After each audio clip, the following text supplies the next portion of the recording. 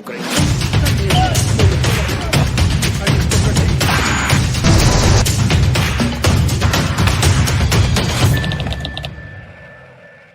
Welcome to X Global News. The defense ministers of NATO countries and other nations supporting Ukraine in its war with Russia met at the U.S. Ramstein Air Base in Germany. It was devoted to coordinating arms supplies to Ukraine. Because of fears of a new Russian offensive against Kiev, Western countries began urgent preparations to collect equipment for Ukraine. This was the 8th meeting in the so-called Ramstein format. Ukrainian President Vladimir Zelensky said the day before that Kiev was expecting strong decisions, including the supply of heavy armored vehicles, including tanks, as well as modern air defense systems. In a video address to the conference, Zelensky again called for an increase in arms deliveries to Ukraine. Opening the session, U.S. Secretary of Defense Lloyd Austin noted that the war was now at a tipping point and called on allies to increase support for Ukraine. One of the largest shipments to Ukraine was announced by the United States. A number of NATO countries announced new large-scale arms shipments to Ukraine even before the Ramstein meeting. The United States on Friday night announced a new $2.5 billion military aid package for Ukraine. It includes more than 100 armored personnel carriers and infantry fighting vehicles, life-saving air defense equipment and other weapons for Ukraine, according to a Pentagon press release.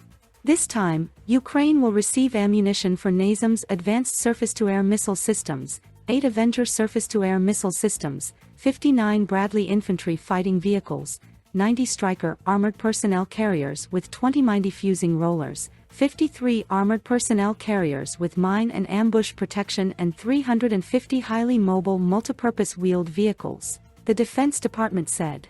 The U.S. BMPs and APCs are being delivered to Ukraine for the first time. The package also includes ammunition for HIMARS and NASAMS missile systems, HARM missiles, artillery shells, and other ammunition. Also provided are Claymore anti-personnel mines, 2,000 anti-tank missiles, over 3 million rounds of small arms ammunition, night vision goggles, spare parts, and other equipment. The package is the second largest already announced by the United States. In early January, the U.S. allocated $3 billion in military aid to Ukraine. Since February 24, 2022, the beginning of Russian aggression, the U.S. has provided nearly $27 billion in military aid to Ukraine. Also, one of the big scandals on this Ramstein was about Leopard tanks. All countries are trying to lay out as much aid as possible for Ukraine in its dire situation. But Germany, one of the leaders of the countries, is looking for some excuses and trying to cancel deliveries of technically good Leopard tanks for Ukraine. In many EU countries there have even been mini rallies with calls to hand over the tanks. Also, the heads of some countries call for Germany not to delay the transfer of the equipment, or then, when the conflict is over, Germany will face something similar to isolation due to the refusal of aid. This is stated by some EU officials. Back to the United States. There will be no Abrams tanks in the new package. According to Deputy Pentagon spokeswoman Sabrina Singh, at the moment, providing American Abrams tanks to Ukraine just doesn't make sense, CNN reports. Earlier, the U.S. Defense Ministry pointed to difficulties in operating these tanks and training Ukrainian crews for them. Ukraine has been actively appealing for Western tanks. The first NATO country to agree to this was Great Britain, which announced the other day that it would send 14 Challenger 2 tanks. A number of other countries, in particular Poland, declared their readiness to send Leopard tanks to Ukraine. However, consent of Germany is necessary for their transfer. It has not been given yet. At the same time, German Defense Minister Boris Pistorius rejected the statements of some mass media that Berlin connects the possibility of delivery of German Leopard 2 tanks to Ukraine with the U.S. decision to supply Abrams tanks to Ukraine. Speaking after the meeting in Ramstein, Pistorius said that the issue of supplying Leopards to Ukraine had been discussed, but no decision had been made yet. According to him, it will depend not only on Germany, but also on agreements among allies. Earlier, Germany, France and the USA made a coordinated decision to supply Ukraine with armored vehicles, but the issue is BMPs and armored personnel carriers, not tanks. The day before, a group of Western countries promised to achieve unprecedented arms supplies for the Ukrainian army. Representatives of the Baltic states, Great Britain, Poland, Denmark, the Czech Republic, the Netherlands and Slovakia signed a statement stating their readiness to transfer main battle tanks, infantry fighting vehicles, heavy artillery, air defense equipment and ammunition from their national stocks to Ukraine. Countries such as Estonia, Denmark, Sweden, and Slovakia have already announced new military aid packages to Ukraine without waiting for the Ramstein meeting.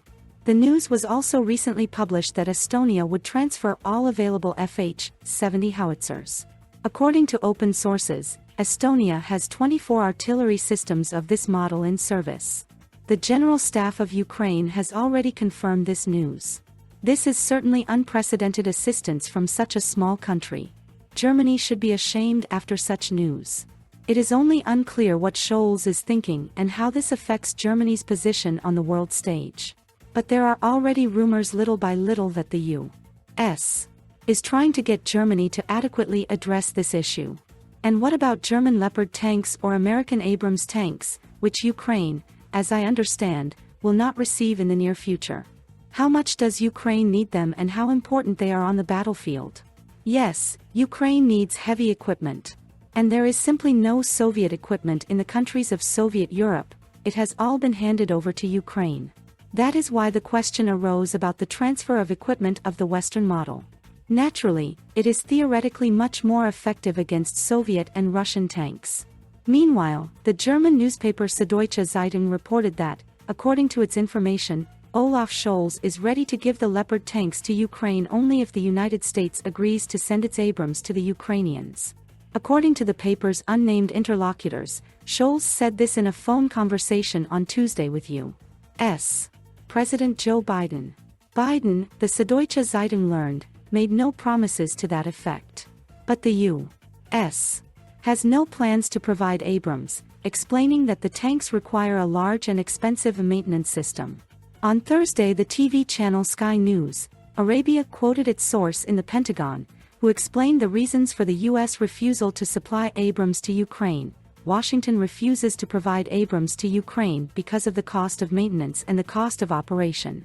In addition, according to the source, it will be difficult to implement the program of training of Ukrainian servicemen on Abrams tanks in a short time before spring. However, in a recent interview with the BBC, Ukrainian Defense Minister Alexei Reznikov expressed confidence that Ukraine will get everything it needs.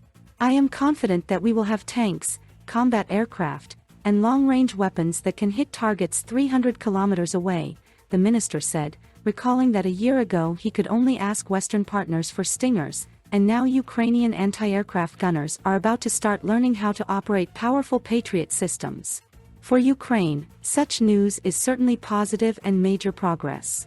The international community is very slowly, but at least realizing the seriousness of the conflict between Putin's Russia and Ukraine.